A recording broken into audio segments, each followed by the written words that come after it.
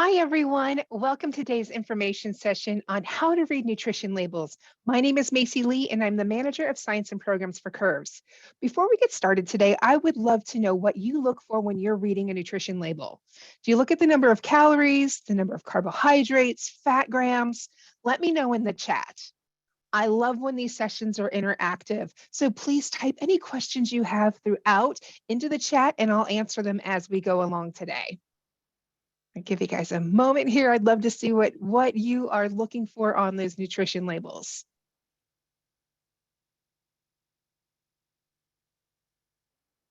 When you're trying to follow a healthy eating plan, nutrition labels can be like a roadmap, helping you decide what you should eat and what you should stay away from. But although they give you valuable information, the nutrition facts panel can also be confusing and it's kind of hard to understand. So I want to help. And here are some tips that are going to help us read food labels and know what those different components mean. And I'm going to quickly look over some of the things that have come into the chat. We're looking at sodium, we're looking at sugar and carbohydrates, calories, fat. Oh my gosh, you guys have lots of great things in here. That is so awesome. So awesome.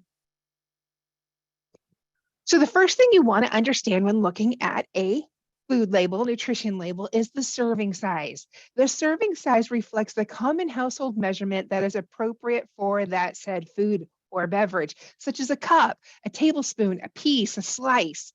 A serving size is based on the quantities or recommended quantity amount of an item rather than how much you should consume. A serving size can be totally different from a portion size. A portion is the amount you actually choose to eat. These terms are often used interchangeably, but they do not mean the same thing. So that's really important to understand. Another item of importance reflected on the nutrition label is calories, and many of you listed calories as the things that you look at. Now, one of the things I know many of us have tend to think before is that calories are those little creatures that live in our closets and our drawers, and they sew our clothes a little tighter every night. But they're actually measures of energy. They're units of energy that are in foods and beverages that we need to sustain life. Most diet plans will have you monitor your daily caloric intake, but to lose and maintain weight, it's important that we focus on not just how many calories we're getting, but the types of calories. Where are they coming from? Now, before we discuss nutrition labels any further, I want to briefly discuss macronutrients. Macronutrients, also often referred to as macros, I'm sure you've heard that. It's the cornerstone of all of our diets. They provide our body with energy, help prevent diseases, and allow our bodies to function correctly. And there are three types of macros: fats, carbohydrates, and proteins. Macros are essential to our bodies, and we need them in regular quantities every day. So we should never choose a diet that excludes or can really restricts a particular macronutrient. Okay, so back to the business at hand of looking at those nutrition labels. Let's talk about the first macronutrient, fat, which I know some of you mentioned in what you're looking at the nutrition label. Fat is a major storage form of energy in your body. It's important to pay attention to your fat intake when you're tracking your macros. Fat from foods come in different forms, including saturated, unsaturated, and polyunsaturated. Saturated fat contains high proportions of fatty acid molecules and is considered to be unhealthy. Examples of saturated fats are butters, creams, like the fat that's in beef or pork or even chicken skin, baked goods, fried foods, and some oils. Now, for good health, you want to eat monounsaturated or polyunsaturated fats. Monounsaturated fats have a number of health benefits. They can help with weight loss, reduce the risk of heart disease, decrease inflammation, and some examples are olive oil, avocados, and even certain nuts. Polyunsaturated fats can be beneficial when eaten in moderation and are when used to replace saturated fats or trans fats in your diets. They reduce the bad cholesterol levels. They help lower your risk of heart disease and stroke. And some examples are walnuts, sunflower seeds, soybean oil, corn oil, and sunflower oil. So if you're following a healthy eating plan and you want to keep your fat consumption to no more than 25 to 30% of your daily calories, this typically equals about 80 grams of fat per day. So that's one to quickly write down, about 80 grams of fat per day. Now, the second macronutrient is carbohydrates. We all know carbohydrates, fruits, vegetables, grains, seeds, beans, peas, lentils, pretty much anything that comes from the ground is a carbohydrate.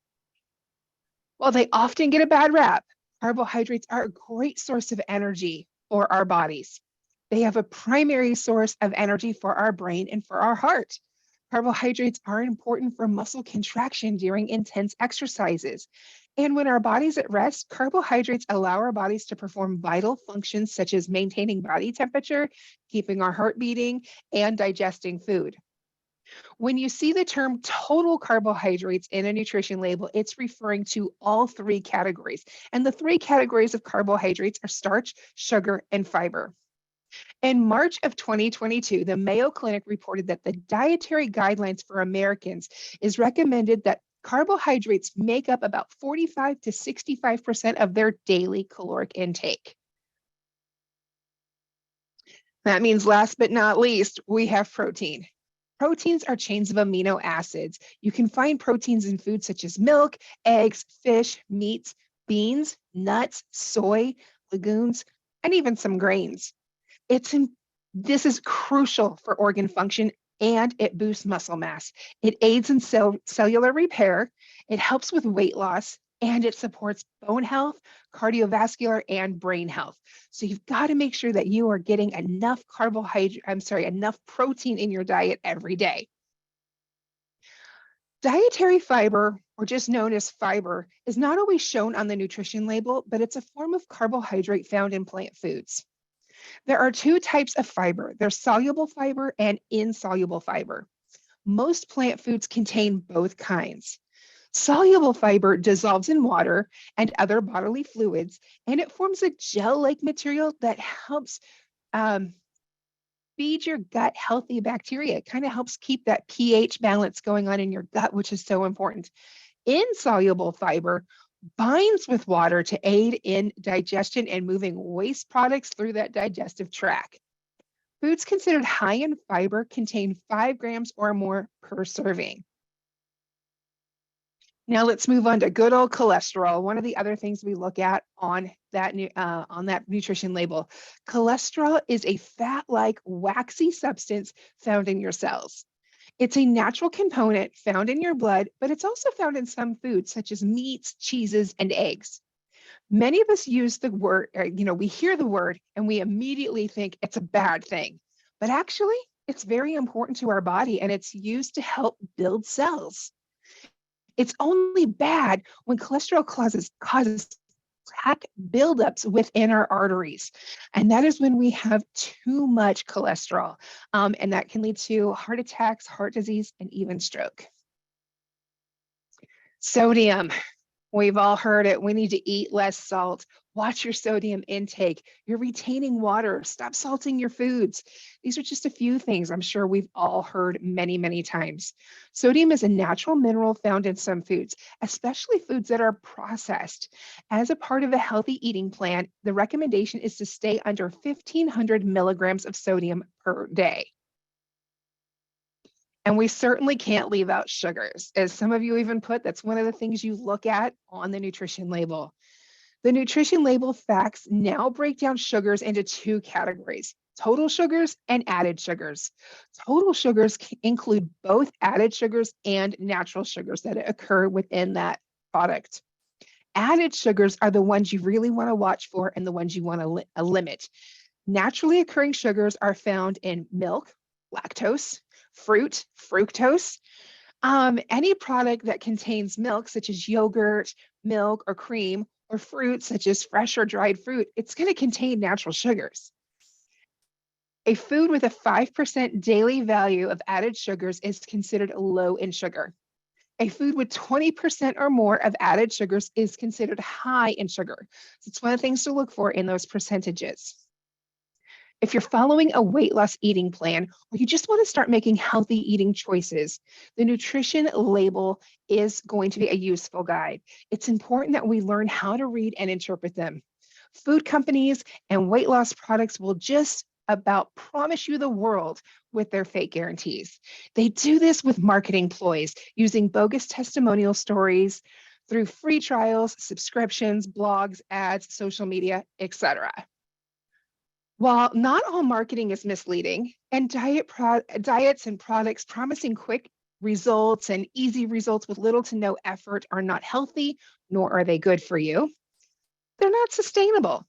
So it's really important to learn how to read nutrition labels that give you the facts about the nutrition components so that you know and you can apply what you know to make healthy choices for yourself and help you reach your own goals. If you find counting macros, calories, and applying nutrition label information for weight loss overwhelming, or you've tried the quick and easy weight loss scams only to regain the weight you've temporarily lost, I would recommend that you try the Curves Nutrition and Weight Management Program. As a Curves Nutrition and Weight Management Program member, you get access to a Curves coach that will guide you through this, all the nutrition information, as well as help keep you motivated and help you stay on track with an eating plan. Our program is researched by health and nutrition experts, and it provides a plan for healthy weight loss that you can adapt as a healthy eating plan to help you keep the weight off for life. And as we've pointed out, Curves is more than just a gym, that we provide a 30-minute full body workout that is no better way to lose weight and help you feel better, and doing so amongst a community of women that are striving towards similar goals. With our fitness as well as weight management combination, we will help you every step of the way. I'm going to put a link into the chat here for a article on our blog that'll give you more information about reading nutrition labels. And again, the best way to lose weight is to help make yourself commit to yourself, I should say. And 2023 is no better time than the year of me, right? If you have any questions, please head over to curves.com. Again, there's the link to the blog. You can go to curves.com and go to programs to learn more about our nutrition and weight management program. I'd love to answer any questions that you guys may have. I haven't seen any come into the chat, so if you have any questions, please feel free to share. And next week, we're going to be talking about boosting mental health with positivity and exercise.